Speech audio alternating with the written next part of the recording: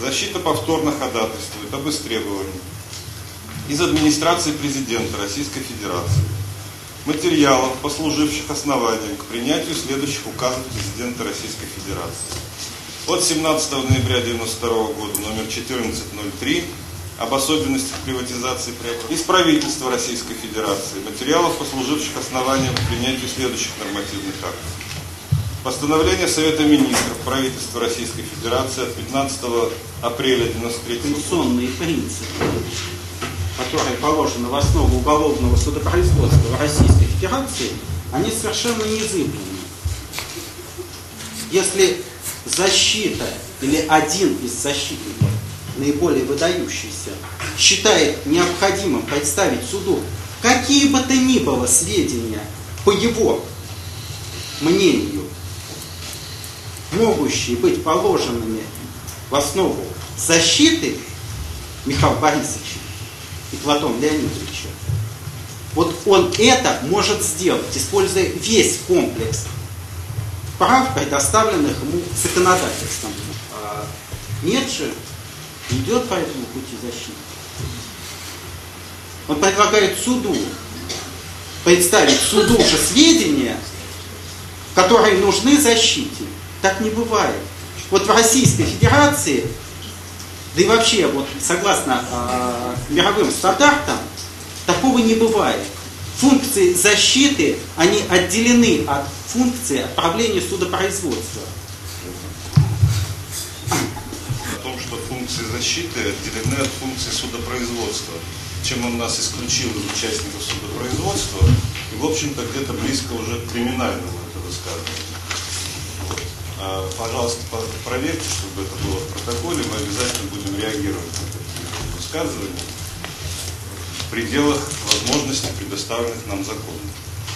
И второе, и последнее, что я хотел бы сказать, другой государственный обвинитель Лахтин заявил, что документы, которые мы просим истребовать в данном ходатайстве, находятся в свободном доступе. Вот если суд сочтет возможным спросить государственного обвинителя Лахтина адрес свободного доступа документов, которые мы просим истребовать, и если эта информация окажется соответствующей действительности, мы с удовольствием по этому адресу обратимся. Если же нет, то это означает, что государственный обвинитель, старший советник юстиции Лахтин в очередной раз вводит суд в заблуждение. Спасибо.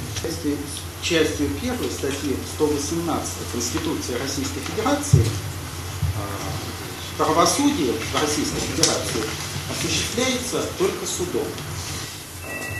Вот, Ваша честь, мне неизвестно, что выдающийся адвокат Клювган имеет статус федерального судьи Российской Федерации. Вот неизвестно. И отправлять правосудие, по моему глубокому убеждению, он в качестве судьи не может. Ваша честь, я вовремя сделал паузу, послушал. Судопроизводство. И когда он сейчас, пытаясь выйти из положения, пытается передернуть, это так называемый, как шулер в картах, поиграть дробленными картами в игру и вернуть так называемую шайбу адвокатов в Клювгену в совсем ином формате, но это уже, Ваша честь, недопустимо, тем более это происходит на ваших глазах. Я полагаю, секретарь очень четко записал слова подставного прокурора Шойхина.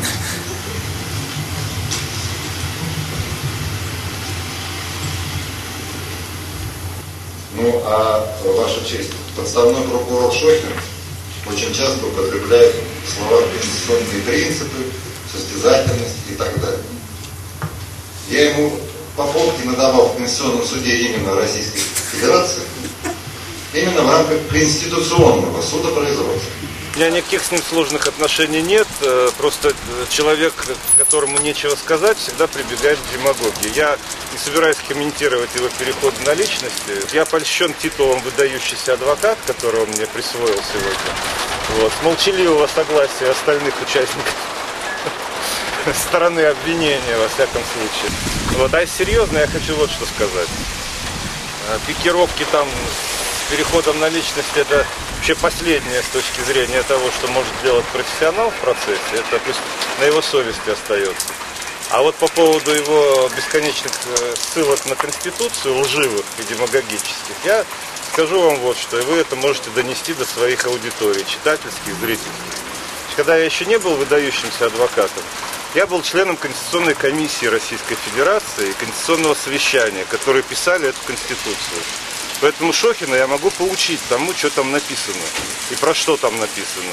Даже могу это сделать бесплатно в порядке гуманитарной помощи для повышения профессионального уровня Генеральной прокуратуры. Потому что прокурор Шохин, помимо того, что он здесь гособвинитель, он еще методический отдел там возглавляет. То есть подразумевается, что он самый грамотный и других учит. Поэтому я готов, если он ко мне обратится, провести с ним бесплатный тренинг про Конституцию, как член Конституционной комиссии и Конституционного совещания, авторов этого документа, который он сегодня почему-то книжицей назвал.